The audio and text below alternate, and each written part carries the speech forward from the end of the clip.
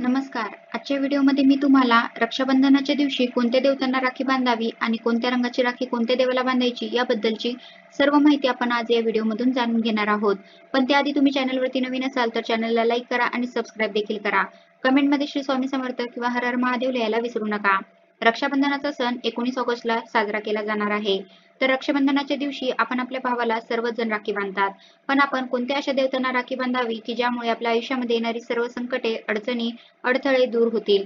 तसेच या देवतांना राखी का बांधावी यामागचं महत्त्व काय आहे, तसेच या उपाय कोणते करावे की ज्यामुळे आपल्या आयुष्यामध्ये देखील सुख, शांती, समृद्धी येईल व आपल्या भावाचं देखील आयुष्य सुखकर होईल. आपल्यावरती कोणतीही संकटे, विघ्ने येणार नाहीत याबद्दलची सर्व माहिती आपण आज या व्हिडिओमधून जाणून घेणार आहोत.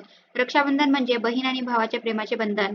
या दिवशी बहीण भाऊरायाच्या हातावर राखी बांधते. हा सण म्हणजे पराक्रम, प्रेम, साहस, संयम आणि सुरक्षिततेचे प्रतीक मानले जाते. मानवी जीवनातील सर्व नात्यांमध्ये भाऊ आणि बहिणीचे प्रेम निस्वार्थी आणि पवित्र असल्याचे मानले जाते. भारतीय संस्कृतीत पूर्वजांनी या नात्याला पवित्रतेचा महिमा वर्णन केला आहे. महाभारत काळातही रक्षाबंधनाचे अनन्यसाधारण महत्त्व अधोरेखित करण्यात आले आहे.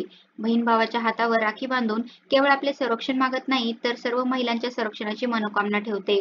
तसेच बाह्य शत्रू आणि अंतर्विकारावर आपला भाऊ विजय प्राप्त करो किंवा सुरक्षित राहो ही भावनाही त्यात असते. भाऊ आणि बहीण परस्पर प्रेरक, पोषक आणि पूरक असल्याचा संदेश देण्यात येतो.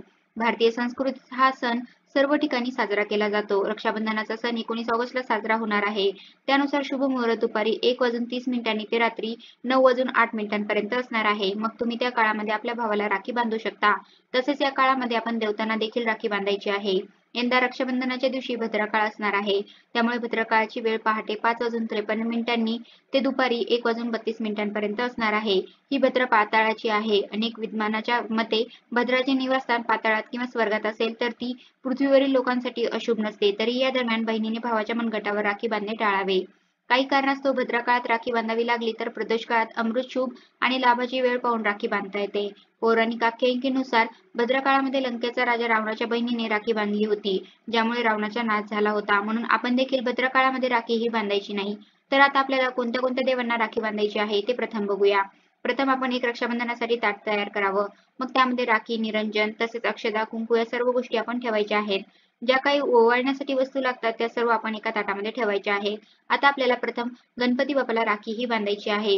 गणपती प्रथम पूज्य देवता आहे. कोणत्याही प्रकारचं मांगलिक कार्य करण्यापूर्वी त्यांची पूजा केली जाते.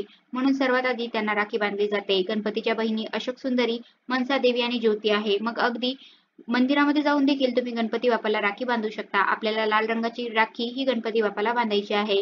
मग आपण राखी बांधताना उजव्या हातावरती बांधायची आहे. शरीराची उजवी बाजू पवित्र असते आणि सकारात्मक ऊर्जा राखण्यासाठी ती महत्वाची आहे. म्हणूनच धार्मिक कार्यातील सर्व कामे उजव्या हाताने केली जातात. शरीराच्या उजव्या बाजूला नियंत्रण शक्ती देखील नसते. उजव्या हाताला वर्तमान जीवनातील कर्माचा हात देखील मानला जातो. म्हणून उजव्या हाताने केलेले दान आणि धर्म ईश्वर स्वीकारतो असे म्हणतात. आध्यात्मिक कारणाबद्दल सांगायचे झाले तर मनगटावर राखी बांधल्याने ब्रह्मा, विष्णू आणि महेश यांचे देखील आशीर्वाद प्राप्त होतात. त्यामुळे आपल्या भावाच्या आपण उजव्याच हातावरती राखी ही बांधायची आहे. आयुर्वेदानुसार मनगटावर राखी बांधल्याने वात, पित्त, कफ संतुलित होतात, ज्याचा आरोग्यावर अनुकूल परिणाम होतो. त्याचबरोबर मनगटावर बांधलेल्या रक्षासूत्राचा मनावर सकारात्मक परिणाम होतो. राखी ही संरक्षणाच्या बंधनाचं प्रतिनिधित्व करत असल्याने एखाद्याला स्वतःमध्ये सामर्थ्याचा संवाद जाणवतो. या वाढत्या आत्मविश्वासाबरोबर सकारात्मक विचारही वाढत असतो. आता आपण गणपती बाप्पाला राखी बांधल्यानंतर तुम्ही ज्या पण गुरूंना मानता त्या गुरूंना आपण राखी बांधायची आहे. मग श्री स्वामी समर्थ महाराज असतील, दत्त महाराज असतील किंवा भगवान विष्णू असतील, तुम्ही ज्या पण देवतांना मानतात, ज्या देवतांची तुम्ही रोज उपासना करता त्या देवतांना तुम्ही राखी बांधायची आहे. आपल्या गुरूंना जेव्हा आपण राखी बांधत असतो तेव्हा आपण पिवळ्या रंगाची राखी ही बांधायची आहे. तसेच त्यानंतर आपण भगवान शिवशंकरांना देखील राखी बांधायची आहे. रक्षाबंधन सण श्रावण महिन्यातील शुक्ल पौर्णिमेच्या दिवशी साजरा केला जातो. म्हणून या दिवशी महादेवालाही राखी आपण बांधलीच पाहिजे. तसेच लोकप्रिय परंपरेनुसार आसावरी देवी भगवान शिवाची बहीण होती. त्यामुळे आपण भगवान शिवशंकरांना राखी बांधत असताना निळ्या रंगाची राखी आपण त्यांना बांधायची आहे. त्यानंतर आपण राखी बांधायची आहे ती म्हणजे बाळकृष्णाला, कान्हाला. शिशुपाल वध करताना श्रीकृष्णाच्या हातातून रक्त वाहू लागलं होतं तेव्हा द्रौपदीने आपल्या साडीच्या पदरातून कापड फाडून कृष्णाच्या हातावर बांधलं होतं. या कार्याच्या बदल्यात श्रीकृष्णाने द्रौपदीला संकटावेळी रक्षा करण्याचे वचन दिलं होतं. असे देखील म्हटलं जातं की जेव्हा युधिष्ठिराने कृष्णाला विचारलं होतं की मी सर्व संकटांपासून कशा प्रकारे बाहेर पडू शकतो, तेव्हा कृष्णाने त्याच्या व त्यांच्या सेनेच्या रक्षेसाठी राखीचा सण साजरा केला होता. तसेच श्रावण महिन्यामध्ये भगवान श्रीकृष्णाची पूजा करण्याचे देखील विशेष महत्त्व आहे. मग आपण या दिवशी भगवान श्रीकृष्णांना हिरव्या रंगाची राखी ही बांधायची आहे. आता प्रत्येकाच्या घरामध्ये बाळकृष्णाची मूर्ती ही असतेच, तर आपल्याला बाळकृष्णाला हिरव्या रंगाची राखी ही रक्षाबंधनाच्या दिवशी आवर्जून बांधायचीच आहे. तसेच बाळकृष्णाला आपण नवीन वस्त्र देखील परिधान करायचे आहे. त्यानंतर आपण राखी बांधायची आहे ती म्हणजे हनुमानजींना. हनुमानजी शिवजी यांचे रुद्र अवतार आहे. जेव्हा देव झोपी जातात तेव्हा शिव देखील काही काळासाठी झोपतात आणि ते रुद्र अवतारात सृष्टीचे संचालन करतात. म्हणून श्रावण महिन्यात हनुमानाची विशेष रूपाने पूजा केली जाते. सर्व संकटांपासून वाचवण्यासाठी हनुमानाला राखी बांधली जाते. या दिवशी हनुमानाला राखी बांधल्याने मंगल दोष दूर होतो. या दिवशी हनुमानजींना लाल रंगाची राखी बांधली पाहिजे. बजरंगबलीला राखी बांधल्यानंतर आपल्या भाऊरायाला ओवाळून तुम्ही राखी बांधू शकता.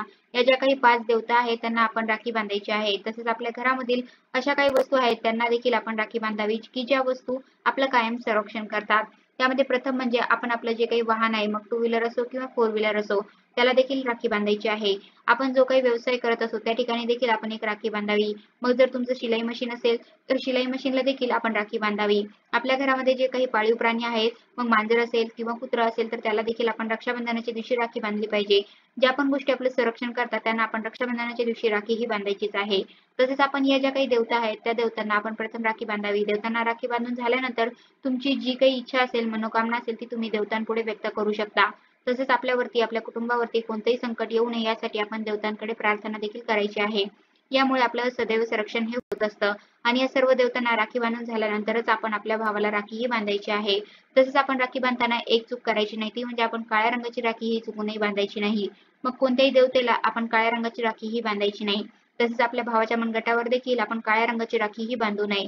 काळ्या रंगाचे वस्त्र देखील आपण या दिवशी परिधान करायचे नाही. जेव्हा पण एखादं शुभ कार्य असतं तेव्हा आपण काळा रंग हा वर्ज्य करत असतो. त्याचप्रमाणे या दिवशी देखील आपण काळ्या रंगाची राखी असेल किंवा काळ्या रंगाचे वस्त्र असेल तर ते देखील चुकूनही परिधान करायचे नाही.